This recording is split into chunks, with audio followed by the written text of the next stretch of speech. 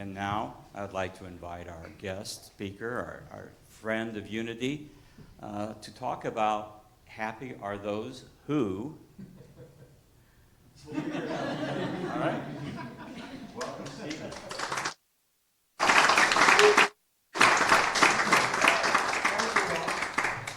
Yeah, let's figure that out, shall we? First of all, if you look around, well, let me just do that for a second. I don't know what you see when you look around, but I'll tell you what I see when I look around. Sometimes I see specific things because I know what's going on in certain people's lives and all that. But by and large, what I see when I look around here is one of two things, and sometimes both. One is that there is a love inside of everybody here that wants to be free and doesn't feel free. And two is that everybody here would really like to be happy. And that sounds too simple and too mundane and not sophisticated enough and spiritually advanced enough to admit that what we really want, maybe more than anything, is I'd just like to be happy. One time I was at a conference where the Dalai Lama was speaking, and it was an interfaith conference, so there were lots of leaders from different world religions there, and lots of very profound theological things are being discussed. And at one point, they asked the Dalai Lama what he really wanted, and he said, the same thing you want, I want to be happy. So I think there's something to it. So what I want to share with you today is, in the Bible, both in the Old Testament part and in the New Testament part, there are several places that are most commonly translated, blessed are those who. Blessed are those who are peacemakers because they will be called the children of God. Blessed are those who are pure of heart because they will see God. Blessed is the one who follows my ways because he will find peace. Blessed are those who trust themselves to the Lord. There's all these different blessed are's. So I want to tell you something that we sometimes miss in English. There's two different Hebrew words that mean blessed. One is Baruch, and all the various forms of that, which means blessing in the way we think of blessing. That we're blessed to have something, that we offer our blessings to someone, that we're receiving blessings. That's a very common one. Every Hebrew traditional liturgical prayer that I can think of begins Baruch atah Adonai, blessed are you, Lord our God. Which I always thought was kind of interesting as a little aside. We're blessing God now? Is that what's going on? Actually, no, sure we can do that. That's not what's going on. Baruch atah Adonai Eloheinu, blessed are you, Lord our God, is really acknowledging that the source of all blessings is God. It's really an acknowledgement of that. And then it goes on to bless whatever we're about to do in the Hebrew blessing, whether we're about to eat or whether we're about to get married or whether we're about to take a journey or whatever we're doing. Then there's a specific thing that comes after that. The other word that's less well known is Esher. And Esher means blessed also, and it's commonly translated as blessed. But it has a second meaning, which is actually its primary meaning, and that is happy. So there is in ancient Hebrew a recognition of a very close relationship between being blessed and being happy, or of giving blessings and being happy, or of receiving blessings and being happy. So to me, there's some key there. If you, like me, want to be happy, maybe we should take a look at things like blessings. We are really, really good at seeing everything wrong in our life, at least most of us. And we're really, really good at complaining about the things that we see that are wrong with either our life or life in general. It shouldn't be this way. It should be better. Some of us need a little more practice on really, really getting good at seeing the blessings. And really, really, really good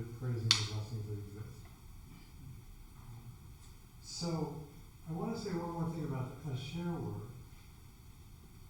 That's the one that's most commonly used when we translate it, blessed are those who mourn, for they shall be comforted. It really says, blessed are those, happy are those who mourn, because they shall be comforted.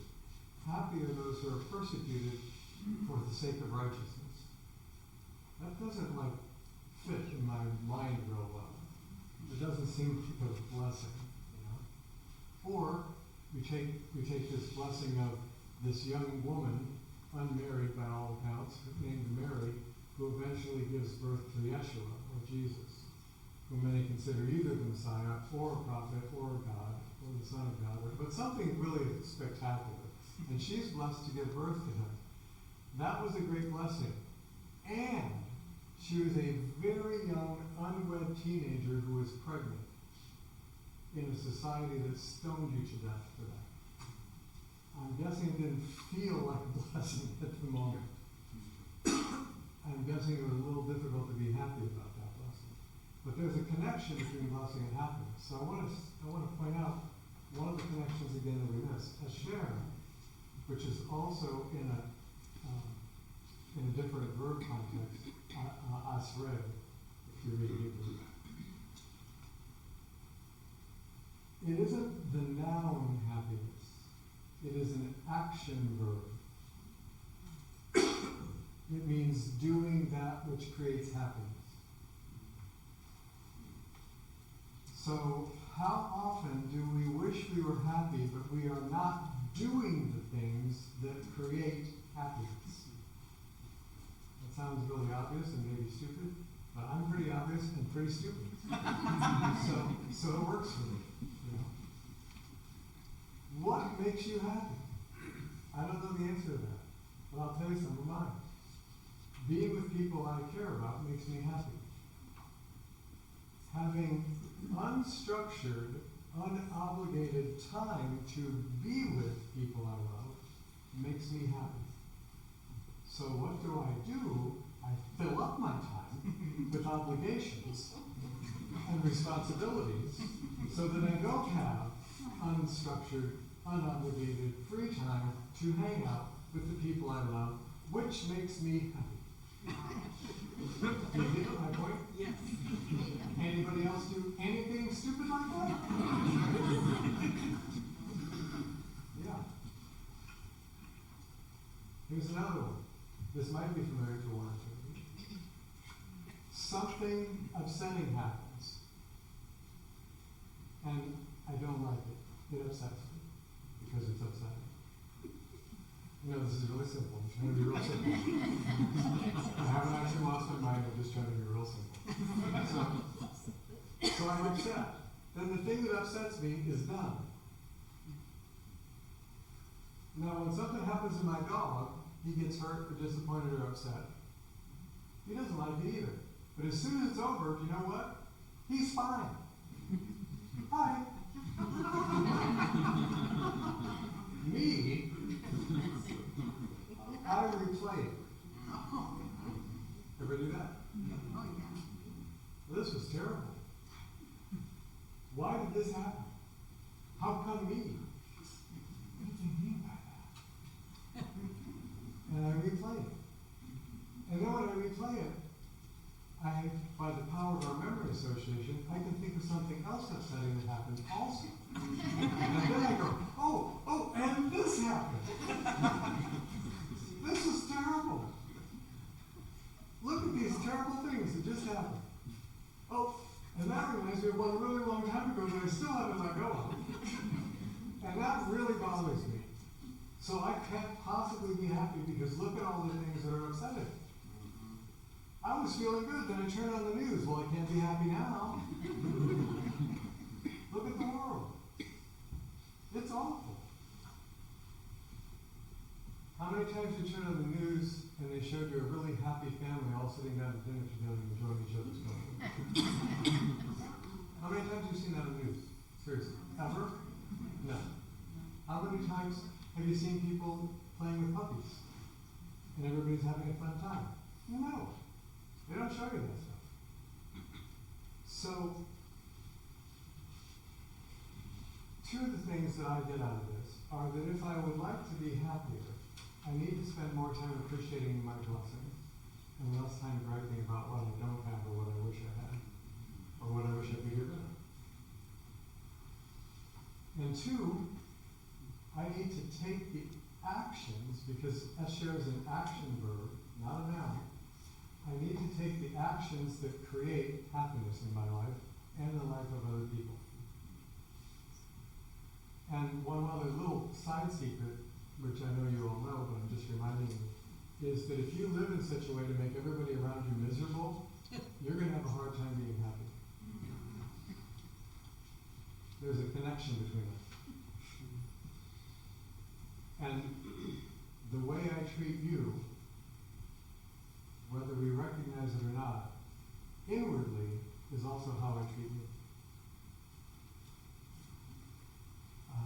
There's an ancient saying in Judaism that the way, I know this is a sexist statement, but that's okay because we're sexual. So the statement is that the way a husband treats his wife is the way he inwardly feels about God.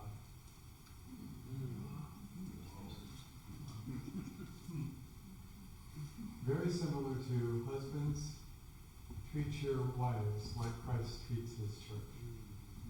Very similar to that. And it's the other way around too. Husbands treat your wives treat your husband. So we need to be doing that. So I'm going to read you a few of these things that are typically translated as blessed, but I'm going to translate them as happy. Happy are those who are humble in spirit, for theirs is the kingdom of heaven. So now there's a connection between being happy and being humble. It's difficult to offend a humble person. I don't know if you've ever thought about that, but it's really difficult to do. I'll tell you two stories about this, and they're both short. In Judaism, one of the most holy days of the year is called Yom Kippur, considered the Day of Atonement. And it's when they try to rectify things that they've messed up. And it involves asking for forgiveness of other people that you've wronged, extending forgiveness to people who wronged you, and asking for forgiveness of God. And it's a very special time for that. So the story is that in this very famous synagogue, led by a very well-known and powerful rabbi, it was the eve of Yom Kippur, and they were getting the place ready for services, and the rabbi was there, and the cantor was there. The cantor is the one that leads all the musical and chanting parts of the service. And there also happened to be a janitor there cleaning up things, getting things ready. So the rabbi goes up to the bema, it's called, we would call it an altar, and he falls on his knees and he starts crying and he starts praying. Please forgive me, Lord. I'm nothing, I'm not worthy of you, I'm just nothing, please forgive me. I'm really nothing. And the cantor hears that, and he's so moved, he comes up and kneels down next to the rabbi, and he starts praying, please forgive me. Please wipe out all the errors I made. Please forgive me. I'm really nothing. I'm really just dust. I'm nothing. Please forgive me. And the janitor sees both of these powerful men doing that. He gets really inspired. He goes up and kneels down next to them. And the janitor says, oh, please forgive me, Lord, I'm nothing. The rabbi turns to the cantor and says, look who thinks he's nothing now.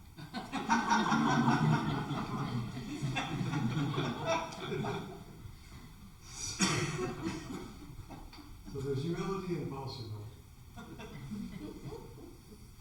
The other one I want to tell you is something that happened in this church. You get to guess whether it was anybody you knew or not. but in this church, not at a unity service, but in a program I was doing, there was a break in the program. And there were a group of women talking, and there was a gentleman sitting near them, behind them, at the break, kind of just sitting there. But he was close enough, he couldn't help but overhear them. They were talking, and one of the women was talking about how awful it was that she was visiting somebody in her family who doesn't live in the area, and that this person did this and said that, and she said, I got really offended. I was really offended when I said that. So she goes on and tells the story. A couple seconds later, she says, oh, and also, I was just talking to my nephew the other day, and my nephew said it, and I said, well, that's a really offensive thing to say. So she went on telling me stories, and the women listening to her go, oh, that's terrible, that's terrible. And so she told 4 or 5 stories like that where things were really offensive to her, and she was very upset. And so she said to the woman, well, what do you think of that? And the man who was sitting behind them, but was not part of the conversation, overheard it, leaned forward and said, I think you're really good at being offended.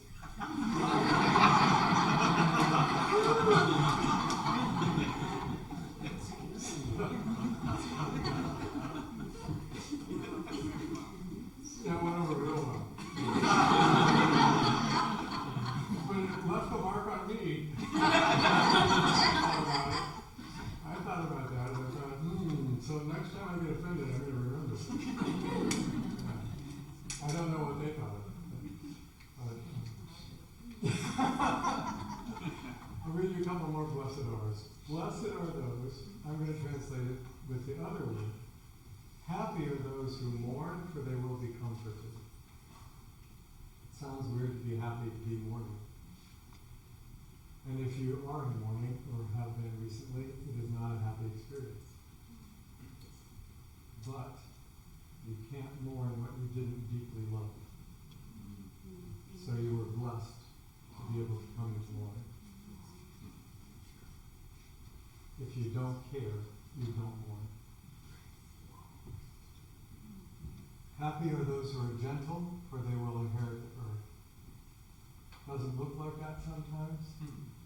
But again, if you feel like you have to be powerful, if you feel like you have to control to make things work, if you feel like you have to tell other people what to do so that things will get better, if you feel like you have to always be the one in charge, that is a burden to carry.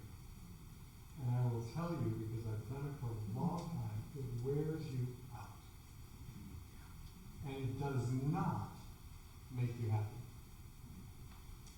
It makes you stressed. Because even if you're successful in controlling this, then the next situation you worry, can I control that one too? If you're meek and humble and gentle, where's the urge to control? So you're free of it. Blessed are those who hunger and thirst for righteousness, for they will be fulfilled. Notice it doesn't say, blessed are those who are mildly curious about how things work. Blessed are those who hunger. Ever been actually hungry? Really hungry? Or really thirsty? You're out hiking in the desert, ran out of water. By the time you get back, you're really thirsty. People who hunger and thirst for righteousness, they're going to be satisfied and filled. Happy are the merciful, for they receive mercy. Happy are the pure of heart. Happy are the peacemakers. So, when we're doing these works, when we're doing this work, the work we're doing right here in this church, when we're doing this work, is it or is it not a blessing to be able to do this work? It is for me. So if we're doing this work, then isn't there an opportunity to do it happily and not begrudgingly? Not picking on other people who aren't doing it, not telling other people they aren't doing enough, even when they're not. Because that happens too. The happiness that's being talked about here is an experience that we have as a result of doing the right thing. Doing the thing we're being called to do. Doing the thing that's an opportunity to extend blessings in the world. When we do that, the inner being in us delights in that. And it makes us happy. Our egos can say, well, I didn't get enough recognition for it, so I'm going to be upset. Well, I didn't get enough appreciation for it. I didn't have anybody thanking me. Nobody thought I did a great job, so now I'm not happy about it. But if you did something good, the spirit of who you are expands, more light comes through you, and it's radiant. If that isn't happiness, I don't know what it is. So, here's one last one on this part. Happy are you when you're insulted and persecuted and falsely accused. I'm not. I'm going to read this again. Happy are you when people insult you and persecute you and falsely say all kinds of things against you for my sake. Not just when people insult you, not just when people talk bad about you, but when they do that because of your spiritual knowing, because of the inner knowing that you have. And when you stand for that, there will be people who don't like it. There'll be people who insult you, people who ridicule you, people who won't want to associate with you. You know, we talk about Jesus all the time as being the way shower and how great he was, because he was. And if you look at his life, you can't, by any stretch of the imagination, say everybody thought he was fantastic and they just loved being around him. Nope. They nailed him to a cross after beating him half to death. No. Not everybody got along with him, and not everybody liked being in his presence. But those who were looking for righteousness, those who were looking for God, loved him. And they found what they were looking for by his simply coming present in their life. Not by his theology. Not by believing in him, even though that was a piece of it. They found that connection because he was that connection. Not he alone. Anybody who carries this presence with them is the doorway for somebody else to connect to that presence. Including you. All of you. When you allow that to live through you, you're the doorway for every single person you encounter. The bagger at the grocery store, the gal at the bank teller check thing, the person at the drugstore, people you don't even talk to. You're still the gateway. Not you as, ooh, she went through gateway. Not that. As soon as that arises, the door closes. But you being true to who you are allows somebody else to experience that essence of what that is. And it's already in them. It's not like you have to put it in there. It's already in them and unawakened. So if I had an unlit candle here with a wick in it, and I just touched it to that candle, what would happen to this one? It would light. This candle doesn't have to convince it to light. It doesn't have to teach it about the difference between light and dark. It doesn't have to say, try to overpower the dark. It doesn't have to do any of that. It just touches it. That's it. Boom, it's lit. When the spirit of who we are is being so revealed through our life, that anybody we come in contact with, it touches something in them that's already there. And it lights it. Now they can blow it right back out again. Oops, don't like that. They can do that. That's not your responsibility. But to be who you are is your responsibility. And that's the primary way, in my opinion, that we are of service to the divine. Teaching is a good thing, services are a good thing, community is a good thing, study is a good thing, prayer is a good thing, meditation. There's a lot of good tools. A lot of good tools. All of those tools, from my perspective, are to get us to be who we are. Wake up, start being who you are. And as soon as we do that, this presence comes forward and it starts changing things. You know, in Judaism, even up to the time of Jesus, in what they had in their teachings up to that point, they counted most of them 613 different commandments they had to fulfill. Yeah, that's not counting all the suggestions and civil laws they had to do. Those were just the commandments they had to do. And somebody came up to Jesus and said to him, of all these teachings, how are we supposed to do this? It's, you know, what's really matters, because I can't do all of these. And he said, love is the fulfilling of the Torah and all the prophets. That's it. All of that is to get us to love each other. That's it. That's the great revelation. Are you surprised? That's it. That's what it's all for. And when we acknowledge that spirit in us and begin to live it, we transform our lives and everybody else's. This is from Psalm 119, which is a great, very long psalm. And it's usually translated as blessed in the beginning word. There's some other cool things about Psalm 19 if you read Hebrew. It doesn't matter. We'll talk to you about that another day.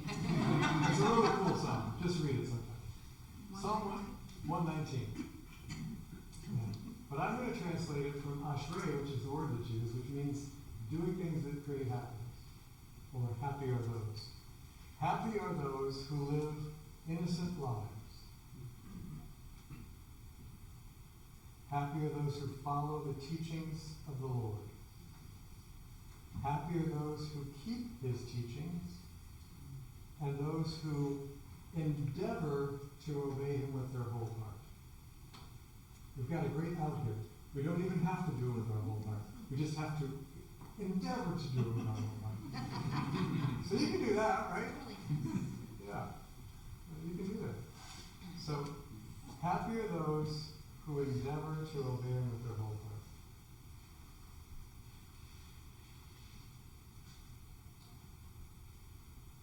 I can remember a number of times in my life where I made a conscious choice not to do what I felt like God was asking me to do.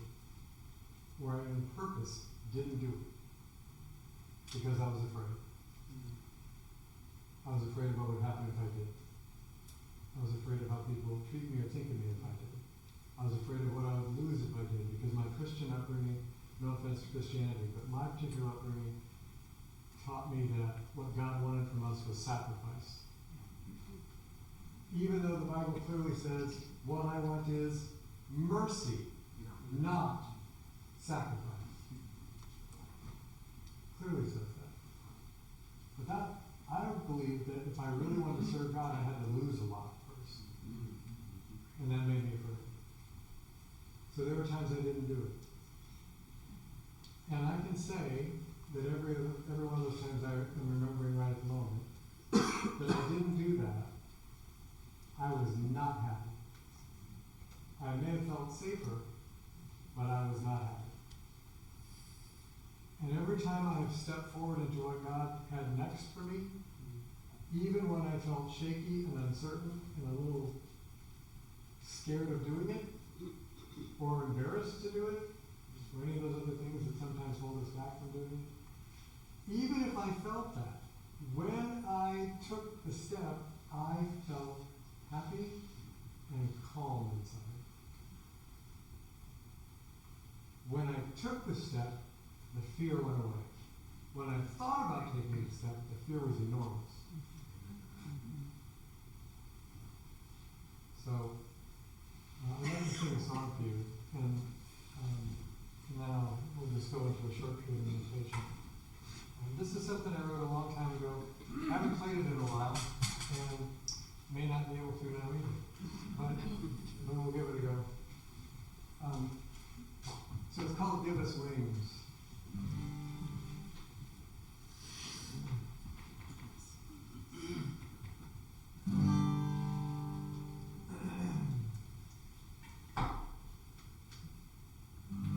For those of you who are songwriters in the room, there may not be very many, ever not remember your own songs?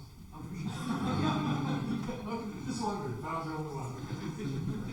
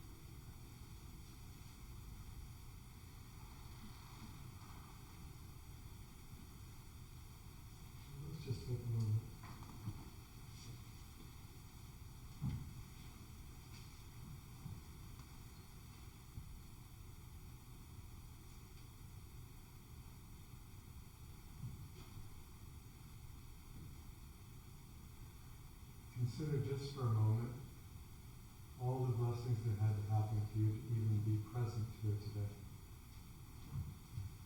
You didn't die in your sleep. You were able to get out of bed. You were able to find transport here.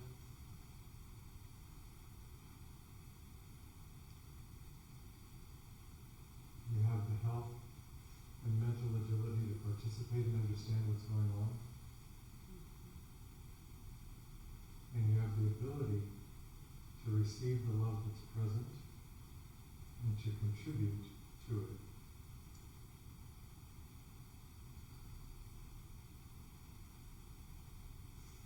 These are not things you've done under your own power. These are divine gifts.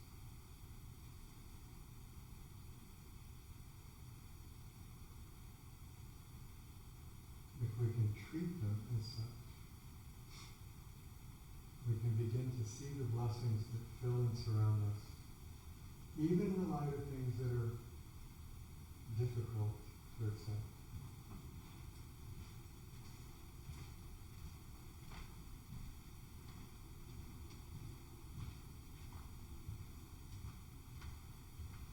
And if we see those blessings, we can choose to do the things that we know create happiness for us. Usually very simple things. And we can do the things that we know create happiness for others. And usually also they're the small things, not the giant ones. It's a mistake to believe that our spiritual impact is confined to things that are huge. Our spiritual impact is breath by breath, moment by moment, in all the little things that our life consists of.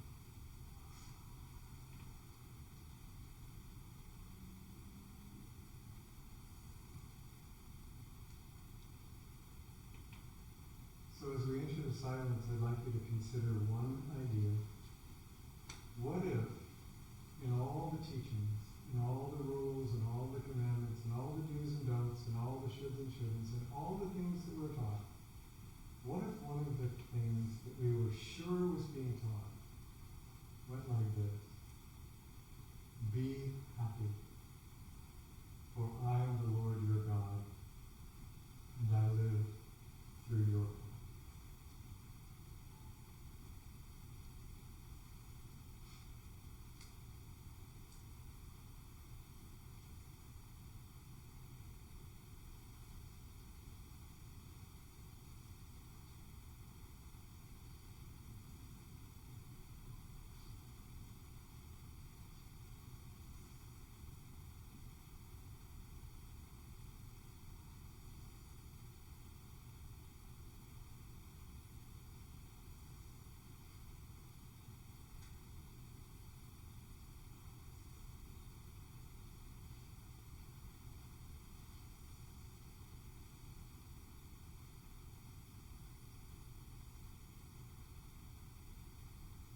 You and I are the gifts that God has sent to this world.